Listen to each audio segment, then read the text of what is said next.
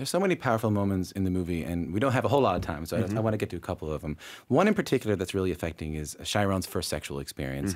It's with his friend, Kevin.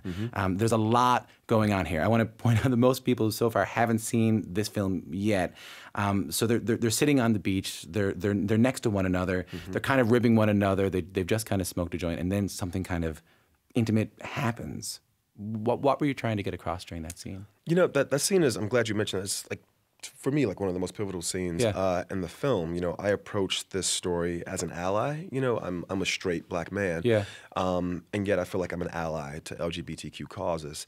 And Terrell McCraney is a very out playwright, you know, and so I wanted to preserve his voice. And that scene is written in Terrell's voice. I don't have that first person perspective, and I think empathy can only get you so far, you know, and so having Terrell's voice and having his life experiences at the core of the piece and the source material was really important, and I wanted to nail that scene. It just had to be nailed. I think the whole movie spins on the idea of this transference, you know, of trust and emotion, and having someone allow you the space to embrace your identity.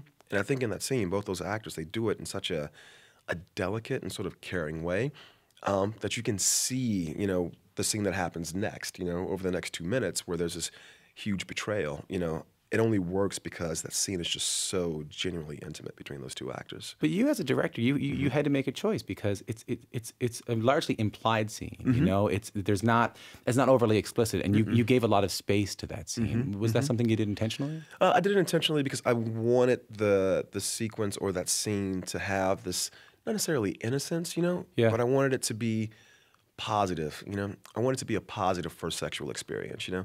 I didn't want it to be like under cloak and dagger, or there's this tension or things like that. I wanted it to be a very kind, caring scene, because in the third story, those two characters reunite. And I think they reunite because something genuinely was transferred in that moment.